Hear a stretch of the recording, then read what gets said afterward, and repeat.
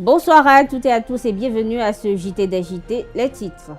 Le professeur Joseph Diogbenou, président du parti politique UP Le Renouveau, a démenti mercredi dernier toutes les allégations qui entourent sa supposée candidature pour la présidentielle de 2026. Il a aussi annoncé des poursuites judiciaires à l'encontre des auteurs. Une conférence publique sur les référentiels d'évaluation de la qualité des services publics de base, notamment dans les secteurs de l'eau, l'éducation et de l'état civil, s'est tenue les 18 et 19 avril dernier. C'était au Palais des Congrès à Cotonou. Une marche initiée par la CSA Bénin, l'UNSTB et la CGTB se tient le 27 avril prochain dans le cadre de la lutte contre la cherté de la vie. Dans cette édition, le secrétaire général de la CSA Bénin, Amoussou Anselme, en parle. Après de longues, difficiles tractations, la Chambre américaine des représentants a adopté le samedi 20 avril un grand plan d'aide à l'Ukraine et au Taïwan, soutenu des élus des deux bords. Nous y reviendrons dans ce JT des JT.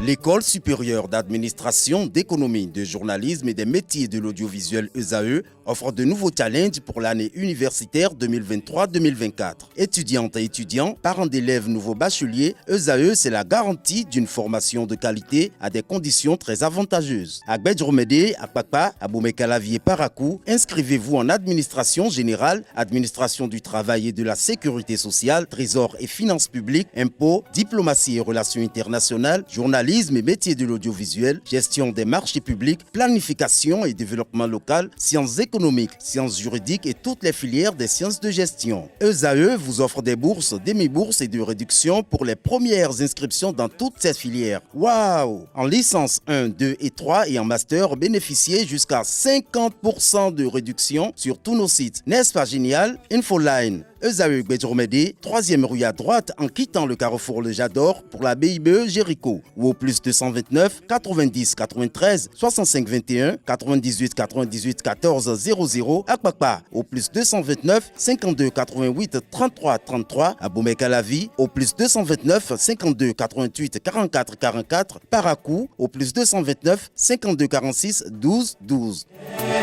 ESAE, l'excellence à un nom.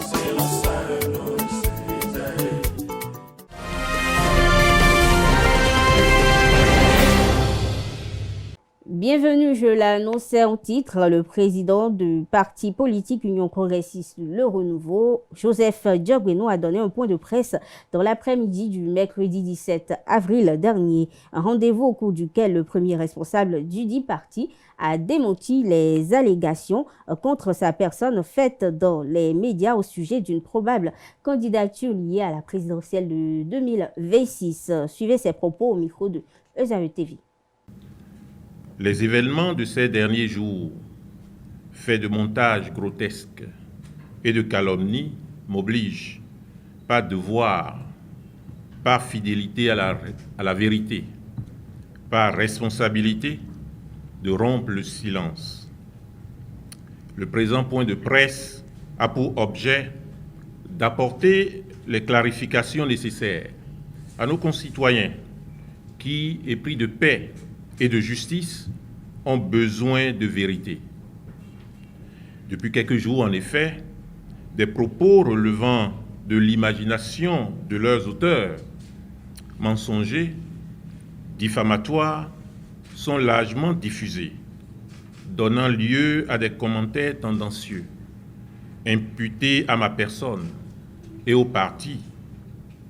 Ces propos méritent d'être démentis avec énergie. La question des candidatures aux différentes élections, aux différents scrutins, ne peut en effet être examinée en dehors de notre parti. Comme l'exige la réforme du système partisan, dont notre parti est l'émanation et le garant, la seule autorité et le seul cadre pour identifier, pour discuter, pour retenir les candidatures aux élections politiques déterminantes pour l'avenir de notre nation sont les partis politiques. Pour ce qui concerne l'Union progressiste Le Renouveau, aussi légitimes que soient les ambitions personnelles, aussi importantes que soit les positions et les statuts politiques, gouvernementales ou administratives, passées ou actuelles des personnalités membres du parti, elle ne saurait être placée au-dessus de ses valeurs, de ses objectifs, ni de sa stratégie.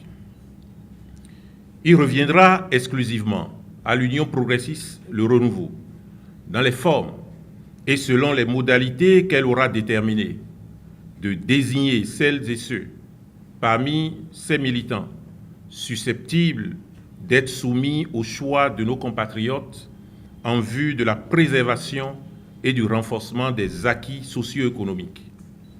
Il en sera notamment ainsi des candidatures à l'élection du duo président de la République et vice-président de la République. Or, dans une parution électronique d'un quotidien prétendu, publié et amplifié sur les réseaux sociaux, il m'est imputé des propos tendant à insinuer que, je cite, « je serai candidat même sous le crépitement des armes ». Fin de citation.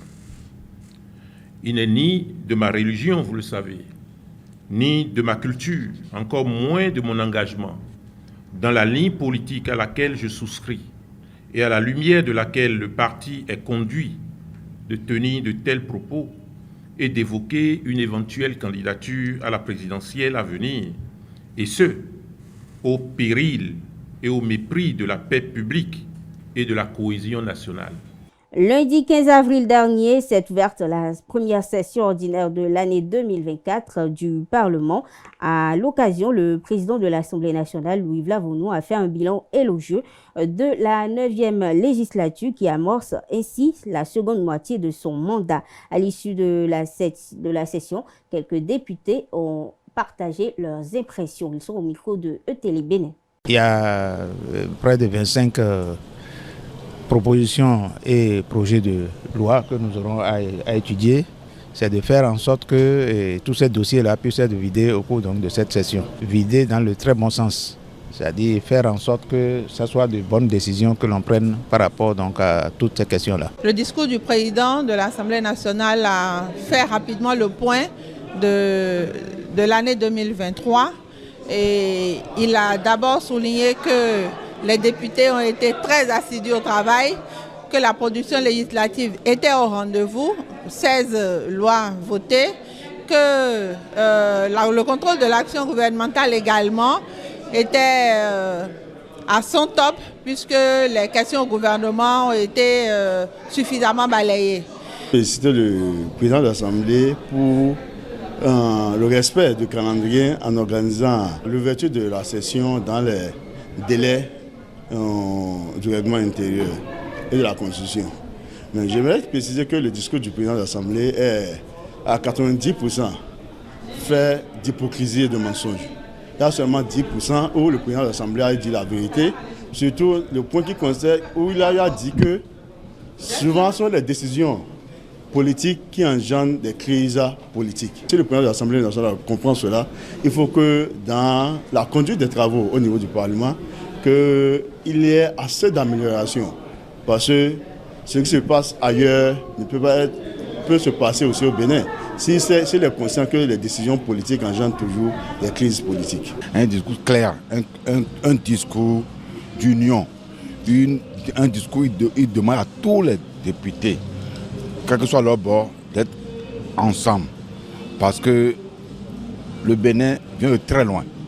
Et quand on voit ce qu'il a fait, ce qu'il a dans son rapport d'activité qu'on a lu la dernière fois et son rapport d'ouverture, on a fait beaucoup de progrès. La minorité, ça doit se voir que la minorité et en démocratie, c'est la loi de la majorité qui remporte. J'ai suivi avec attention le discours du président de l'Assemblée pour cette première session ordinaire de l'année 2024 et qui n'a occulté aucun aspect.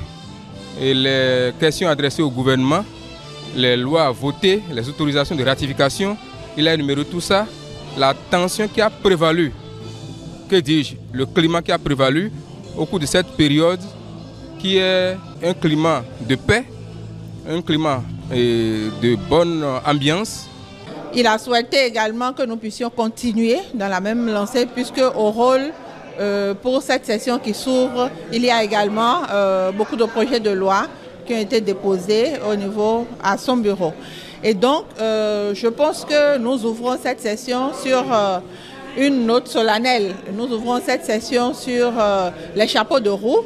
Nous allons beaucoup travailler, beaucoup contribuer à la production législative, au contrôle de l'action gouvernementale. Et je pense que chaque Béninois pourra se retrouver à travers les travaux que nous allons effectuer pendant cette première session ordinaire de l'année 2024 au niveau de l'Assemblée nationale. Il a également évoqué les questions de la sous-région, les crises que traversent quelques pays à l'international en Afrique. Et cela interpelle les acteurs que nous sommes dans notre pays pour toujours avoir de bons comportements, un comportement de paix. Parce que la paix, ce n'est pas les 20 mots, la paix, c'est le comportement. Il a fait un bon discours. Il a d'abord insisté sur l'ambiance de convivialité qui règne au sein de l'hémicycle et la manière dont les députés s'adonnent au travail. Il a évoqué le nombre de lois votées. Donc le bilan n'est pas négligeable. On a fait du beau travail. Et par rapport aux questions au gouvernement aussi, la liste est longue.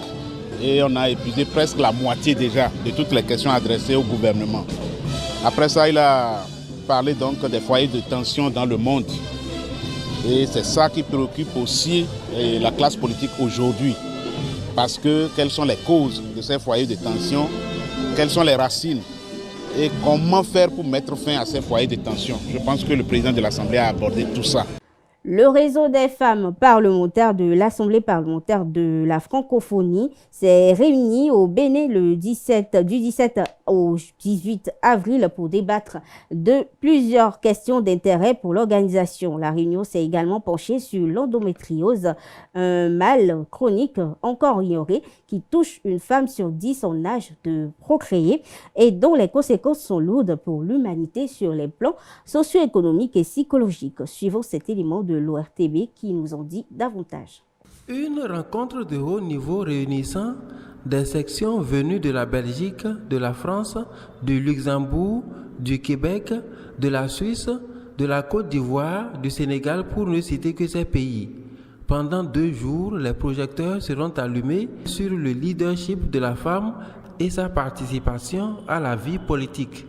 Au cours des 2 jours que dureront nos travaux, les participantes auront l'occasion de confronter leurs idées et expériences autour des questions relatives à la protection des femmes et des filles dans les conflits armés, à la lutte contre la traite des personnes, des droits patrimoniaux des femmes, le corpus législatif sur la budgétisation sensible aux gens, etc.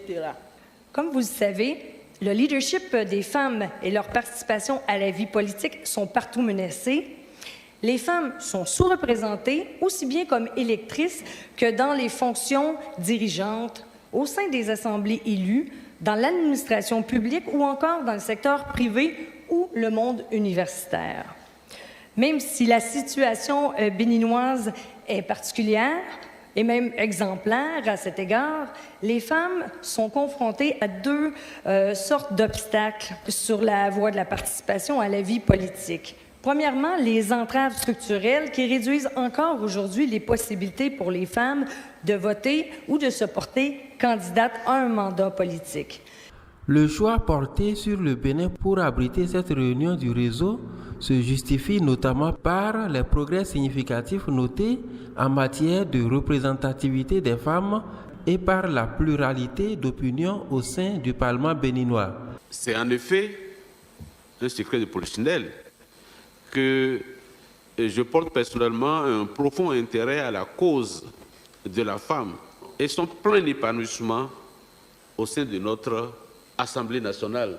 Il est également prévu au cours de cette même réunion une audition sur l'endométriose.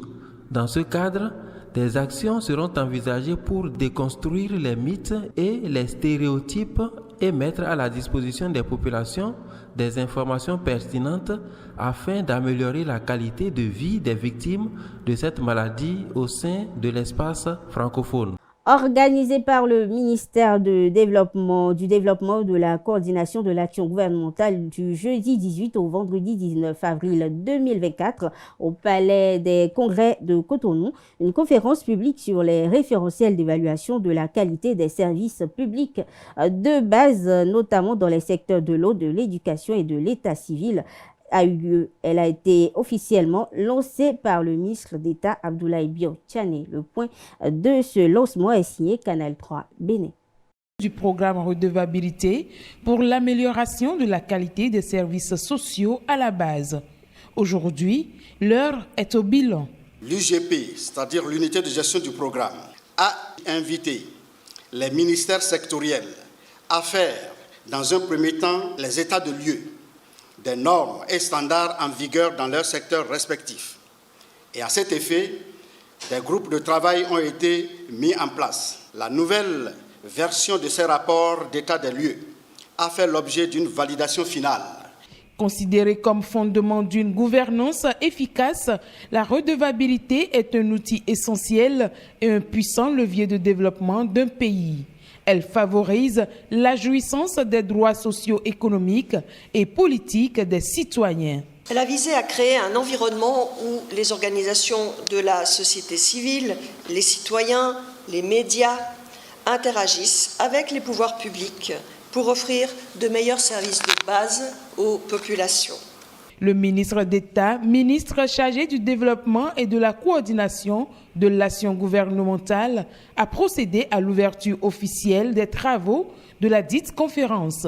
L'événement de ce jour, jeudi 18 avril 2024, vient à juste titre et participe du fait de ses objectifs à la réalisation de la mission du gouvernement de doter notre pays d'une administration moderne et efficace. Je suis confiant que les objectifs de cette conférence publique seront atteints.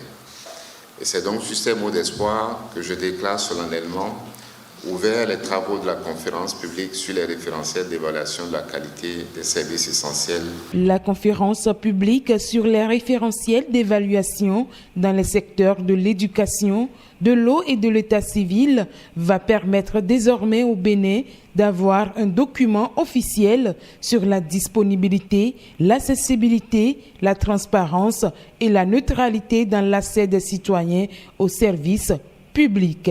Samedi 27 avril prochain, des confédérations syndicales feront une marche pacifique pour protester contre la cherté de la vie. L'annonce a été faite à travers un communiqué signé par les secrétaires généraux de la CSA Bénin, Anselme Amoussou, de la CGTB Bachabi Moudassirou et de l'UNSTB Apollinaire Afferoué. Dans l'élément à suivre, Anselme Amoussou, secrétaire général de la CSA Bénin, apporte des clarifications sur le cadre de cette marche. Il est au micro de ZAE-TV. Est-ce que vous vous êtes heureux en tant que citoyen aujourd'hui? Que vous êtes heureux en tant que travailleur? Je ne parle pas seulement de la montée vertigineuse des prix des produits de première nécessité. La cherté de la vie, elle est toujours là. Elle est aggravée depuis 2 ans que nous avons fait une marche pour attirer l'attention du gouvernement sur un certain nombre de mesures sociales qu'il faut prendre tous les jours que Dieu fait. Vous connaissez le prix du maïs aujourd'hui? Vous connaissez le prix du maïs? Allez sur nos marchés, écoutez les gens.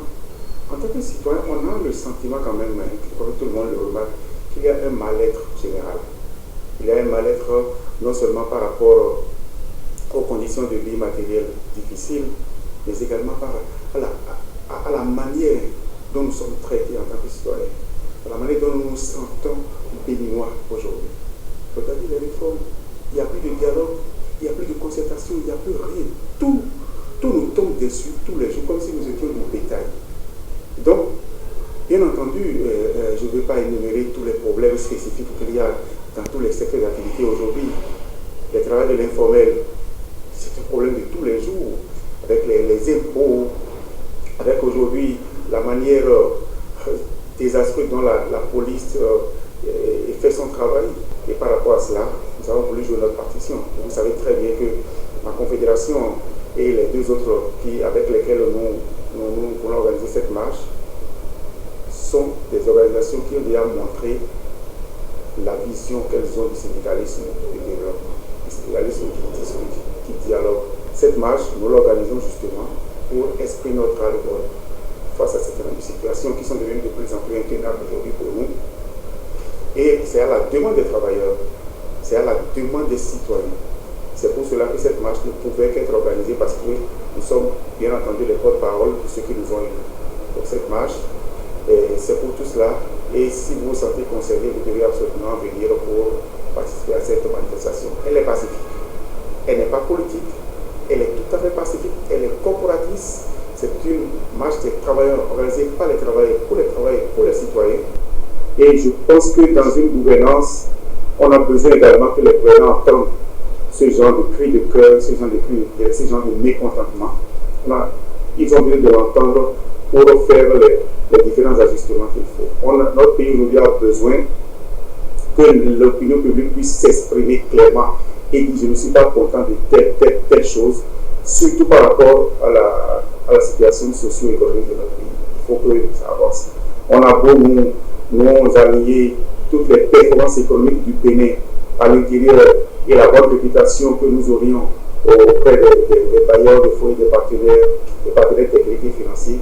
Mais si à l'intérieur du pays, nous qui produisons de la richesse, nous avons le sentiment que nous sommes marginalisés, brimés, frustrés, il y a quelque chose qui ne marche pas. Et donc cette embellie que l'on nous vend peut ne pas durer. Et c'est notre devoir en tant qu'acteurs sociaux également d'éviter que le gouvernement nous donne sous ses lauriers et continue d'avancer alors que bien entendu il a besoin de faire une pause et de regarder autour de lui pour voir si l'action gouvernementale produit vraiment du bonheur pour la majorité, produit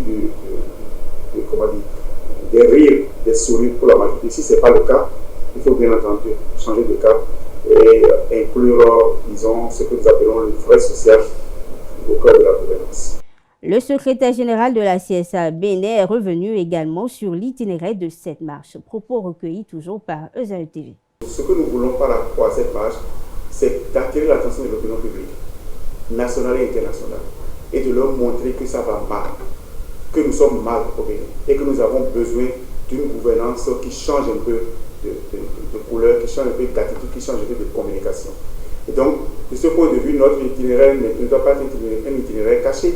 C'est un itinéraire qui a été bien pensé, bien choisi pour montrer à tous les citoyens, à tous ceux qui viennent à Cotonou le 27 avril, que les travailleurs et les citoyens ne sont pas contents. Donc vous voyez bien que ça passe par Topa, et tout le monde sait l'importance de Topa aujourd'hui, le marché de Topa pour le Bénin et pour la cité de Cotonou. Et nous voulons aboutir à l'étoile rouge. Nous voulons aboutir à la place de l'étoile rouge. C'est à cette place que nous lirons notre déclaration. Parce que notre déclaration est adressée au peuple, est adressée aux citoyens, est adressée aux Béninois. Et comme notre gouvernement est fait de Béninois et de citoyens, ils devraient entendre ça également, même si on ne vient pas le lire devant leur ministère ou devant leur bureau. Nous avons toujours prôné l'unité d'action syndicale. Tout le monde sait que l'union fait la force. Et il est temps, ce qui nous arrive aujourd'hui dans le mouvement syndical béninois dépend en grande partie de notre manière de fonctionner, de nos guerres intestines, de nos guerres de leadership. Et nous avons compris. Et quand nous avons compris, nous nous sommes rapprochés, nous qui avons, des similitudes dans notre manière de fonctionner au sein de nos organisations, nous sommes rapprochés. Donc, ça fait un moment que nous travaillons ensemble au niveau de ces trois organisations syndicales, la CSA Bénin, la CIETB et l'UNSTB. Et donc, naturellement, ça c'est un moment important de notre manière de travailler ensemble. Ça ne date pas de maintenant. Depuis plusieurs années, on a commencé déjà à se parler, on a commencé à échanger pour voir quelle est la meilleure manière de réussir le changement au niveau du fonctionnement du mouvement syndical au Bénin. Il est temps que nous puissions sortir de là. Parce qu'un mouvement syndical qui est fort, discipliné, formé, compétent et responsable est un puissant levier de développement également pour une gouvernance. Donc, les gouvernants ont besoin d'avoir en face des partenaires sociaux qui savent de quoi ils parlent, qui peuvent mobiliser les travailleurs autour d'un certain nombre de valeurs importantes pour la République et pour le développement. Et c'est à ça que nous travaillons. Les ministres des 3 ordres d'enseignement ont éclairé les professionnels des médias sur les questions relevant de leur sous-secteur lors d'une conférence de presse tenue le mercredi 17 avril dernier à Cotonou. Du reversement des AME à l'organisation des examens nationaux de fin d'année, plusieurs sujets ont été abordés. Et pour plus de précision, je vous invite à suivre le point des avancées au niveau sectoriel de l'enseignement supérieur avec la ministre Éléonore Gaïla-Décon. Pour ce qui concerne le nombre des enseignants, vous êtes d'accord avec nous que le besoin est assez fort pour recruter les assistants au niveau des universités. Ce qui a changé et sur lequel nous ne revenons plus, c'est le fichier. L'existence maintenant d'un fichier où nous pouvons aller chercher les futurs assistants dans les universités. Je voudrais sincèrement compter sur vous pour que cela soit bien partagé avec le public. Il existe maintenant le fichier national des aspirants à l'enseignement supérieur. Et quand nous le disons, évitons de faire des amalgames. Nous ne disons pas que désormais, au niveau du supérieur, nous allons déployer les aspirants au niveau du supérieur. C'est la base qui contient ceux qui voudraient bien alors s'intéresser à cette pratique pédagogique au niveau des universités que nous appelons comme ça. Dès que la base les regroupe, les recense, nous lançons le recrutement et ceux qui sont issus de ce recrutement sont appelés bel et bien des assistants. Et ce sont eux qui iront dans les universités. À ce niveau, pour cette première initiative, nous avons, si je peux me permettre de partager quelques données avec vous, ce fichier a enregistré un effectif de 3482 postulants. Et ces postulants ont déposé leur dossier en ligne. Il est important de revenir sur quelque chose qui est important, qui est nécessaire d'être partagé avec vous. Nous avons la responsabilité de prendre en charge nos enfants. Et nous souhaitons que ces apprenants comprennent les consignes pour que, au terme de leur formation, le taux de réussite soit assez intéressant. Parce que désormais, dans les résultats des apprenants se trouve aussi bien leur contribution que l'influence et l'évaluation des encadreurs. Alors, il était intéressant de comprendre comment ces acteurs, ces futurs assistants enseignants, comprennent-ils les consignes. Cette première édition nous a permis de noter que ce sujet mérite d'être encore renforcé au niveau de ceux qui veulent bien s'essayer dans cette formation. Ainsi, sur 3482 candidats, nous avons globalement une liste définitive qui va sortir bientôt et qui révèle un chiffre d'environ 1400. 1400 donc aspirants. Ça veut dire que le reste n'a pas pu passer ce filtre.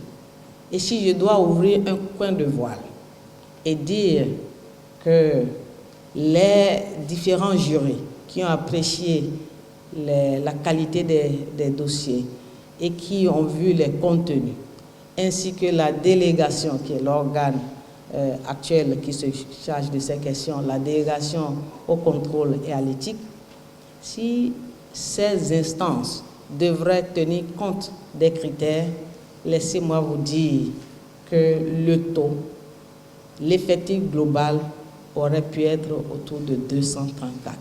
C'était ça. Mais compte tenu de cette première édition et des précisions qui n'ont pas été données à certains niveaux, nous avons pu quand même mettre en place une certaine dérogation. Ça veut dire que la prochaine édition ne va plus recevoir ce type de dérogation. Un dossier qui est mal monté va être irrecevable purement et simplement.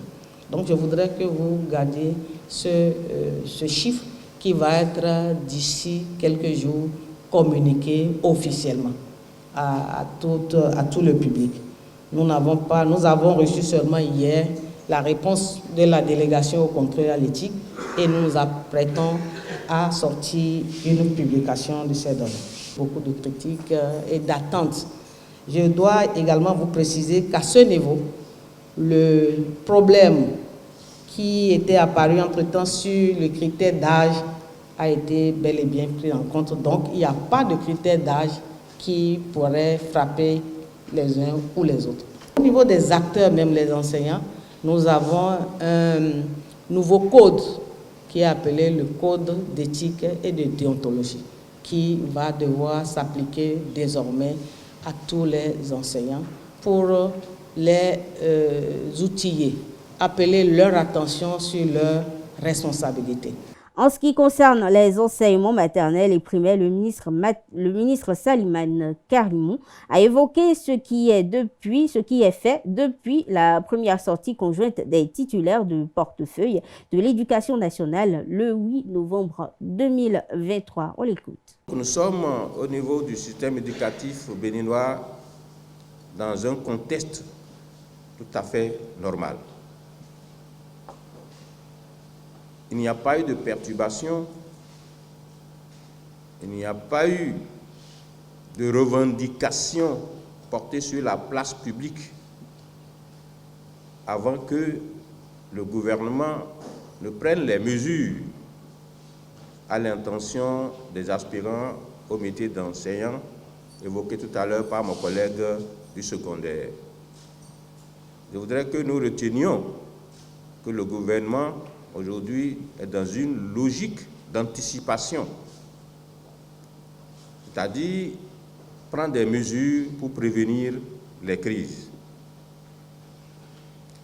Ceci étant, le deuxième trimestre échu a été essentiellement consacré au niveau du sous-secteur, en dehors de ce que nous venons d'évoquer comme situation particulière à l'intention des AME. Ce deuxième trimestre, au plan administratif, a été marqué par les préparatifs de l'organisation et du déroulement du certificat d'études primaires, session 2024. Et nous sommes restés dans la logique de 2023 à travers l'utilisation de la plateforme EducMaster. Pour ce qui concerne les inscriptions,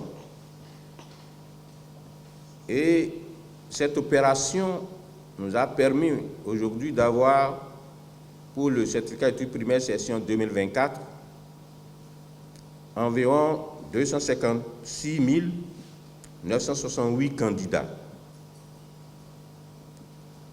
contre 241 554 en 2023, donc soit une augmentation de 15 414, ce qui représente un taux de 6,38%.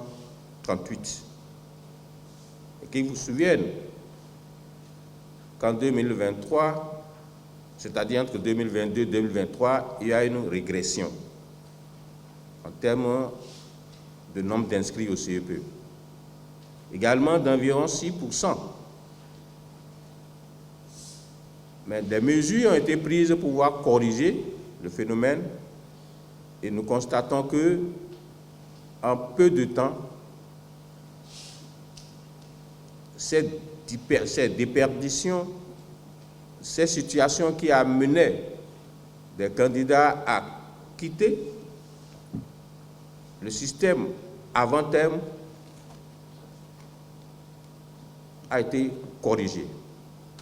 C'est ce qui justifie le fait que déjà, en moins d'un an, nous avons connu cette augmentation. Cela est également lié au fait que le système de suivi, le système d'encadrement a également connu d'amélioration. Il faut préciser que leurs propos ont été recueillis par ESAE TV. La question des villes africaines face au changement climatique était au cœur d'un forum le 18 avril 2024, dénommé Forum Résilience. L'activité est initiée par l'ONG Monde Action Durable, MAD, et à travers des communications, cette organisation veut contribuer à la transformation des villes en espaces sains, verts et résilients. Et c'est la salle Fulgence Afouda du Master Intégration Régionale et Développement MIRD de l'Université d'Abomey-Calavi qui a accueilli cette troisième édition du dit forum, ce en présence des étudiants de l'UAC, de plusieurs enseignants et autres ONG défendant la même cause. Pour plus de précision, voici l'élément que vous propose Canal 3 Bénin. Le Forum Initiative Résilience Climat réunit à l'Université d'Abomey-Calavi des étudiants autour de la question des changements climatiques. Cette initiative, qui est à sa troisième édition, est organisée par l'ONG Monde Action Durable et vise un objectif. Aujourd'hui, nous sommes là pour le Forum Initiative Résilience Climat qui nous permet d'échanger par rapport aux réalités climatiques, de regarder de près ces réalités-là et de proposer des solutions par rapport à ces réalités-là. De façon globale, on fait la promotion des initiatives locales qui nous permettent de réduire un peu les effets des changements climatiques dans le contexte béninois. Deux activités ont meublé ce forum. La première, qui est la conférence inaugurale, est présentée en vidéoconférence par l'expert en environnement Luc Nyakadja sur le thème « Les villes africaines face au changement climatique ». Et la deuxième porte sur la ville d'Abomey-Calavi. Dans sa communication, il a abordé des thèmes d'actualité, métabolisme humain, informalité urbaine, qui sont des réalités que nous constatons dans le contexte béninois. Il a essayé de proposer des approches solutions qui vont nous permettre de réduire un peu les effets des changements climatiques dans le contexte béninois. Après lui, on a enregistré une communication qui a porté sur la ville d'Abomey-Calavi, les comportements qu'il faut adopter pour faire face aux réalités climatiques dans Abomey-Calavi. La communicatrice a mis l'accent sur le plan canopé qui justement va permettre à cette ville-là de faire face aux réalités climatiques dans le contexte béninois. Le Forum Initiative Résilience Climat permet aux populations de continuer à poser des actes qui visent à réduire véritablement les effets des changements climatiques dans le contexte béninois. Pour cette édition, l'initiative sélectionnée sera expérimentée dans un milieu vulnérable aux effets des changements climatiques. Elle sera financée à hauteur d'1 million de francs CFA et sera suivie de près. Les résultats de cette action sur le terrain seront présentés l'année prochaine. Ces résultats, on ne peut pas dire que c'est atteint dans la mesure où nous sommes en train d'amorcer cette situation de changement climatique lié au réchauffement, à la chaleur accablante que nos populations ressentent. Et nous pensons qu'au-delà des discours, il faut que chaque citoyen de nos villes puisse se mettre à l'action et que lorsque nous faisons l'architecture de notre maison, que nous pouvons déjà mettre en terre un pied, de préférence un lieu, pour qu'au finish, nous profitons au maximum de bien faire de ce table, notamment la ventilation naturelle. À la fin de ces assises scientifiques, des séances de sensibilisation des communautés sont prévues pour leur montrer la nécessité de planter des espèces végétales dans leurs maisons afin de trouver des solutions aux problèmes liés au changement climatique. Le café environnement du 18 avril, initié par Inès Kouassi, s'est déroulé à la Haute École du Commerce et de Management HECM et la promotion des éco-produits pour le développement durable a été abordée avec le directeur exécutif de Henri Totier et Fondation de la jeunesse et emploi vert pour une économie verte JVEV. Au micro de ZAV-TV, le président, le fondateur de cette ONG a exposé l'une des solutions que son ONG a apportées face au problème de jacinthe d'eau. Suivons ensemble Henri Totier. Quand je prends une jacinthe, je la coupe en 3. Une seule partie peut donner en 8 mois 365 000 jacinthes. Donc 3 jacinthes, ça fait 365 000 fois 3 en 8 mois. Ça veut dire que je suis en train de me créer encore plus de problèmes. On va commencer par transformer la jacinthe en compost. Le compost, c'est la fumure organique qu'on utilise dans les champs, qu'on appelle terreau, engrais. Voilà. On a fait une dizaine de tours de fabrication de compost avec des itinéraires techniques différentes avant d'obtenir une bonne itinéraire technique qui nous a permis d'éliminer tous les métaux lourds. Donc, on a obtenu le compost qu'on a appelé finalement compost magique. Quand vous allez sur le net, vous tapez compost magique. C'était le premier produit qu'on a fait sortir à base de la jacinthe d'eau qui a réveillé tout le monde un peu partout en Afrique parce que la jacinthe se retrouve un peu partout dans les pays de l'Afrique de l'Ouest et cause le même problème. Et le compost magique qu'on a fait sortir, le compost, quand vous l'utilisez, vous n'avez plus besoin d'arroser plusieurs fois le plant. Le plant à qui vous apportez ce compost parce que la jacinthe elle-même, les caractéristiques, elle se comporte comme, je prends tout simplement la matière, comment vous appelez, le chiffon qu'on utilise ordinairement. Quand vous jetez le chiffon quelque part dans une zone humide, qu'est-ce que le chiffon fait? Il se dilate, il absorbe l'eau. La jacinthe se comporte aussi textuellement comme ça. La hausse de prix du maïs préoccupe les citoyens béninois. Le ministre béninois de l'Agriculture, de l'Élevage et de la Pêche, Gaston Dossoui, a profité d'une sortie médiatique le mercredi 17 avril dernier pour se prononcer sur les raisons liées à la hausse de prix de ce céréale. En plus des raisons exposées, Gaston Dossoui a fait part des perspectives du gouvernement pour soulager les peines des populations. Propos recueillis par ETélé Bénin. La première raison, c'est que, à la faveur des décisions prises d'interdire les importations de produits carnés à base de volaille, les éleveurs ou les élevages ont commencé par faire beaucoup de réserves stratégiques pour pouvoir alimenter les batteries de poulets. Les commerçants, ayant senti cette situation favorable, font de la spéculation. Ils captent beaucoup et ils stockent en attendant que les prix grimpent davantage.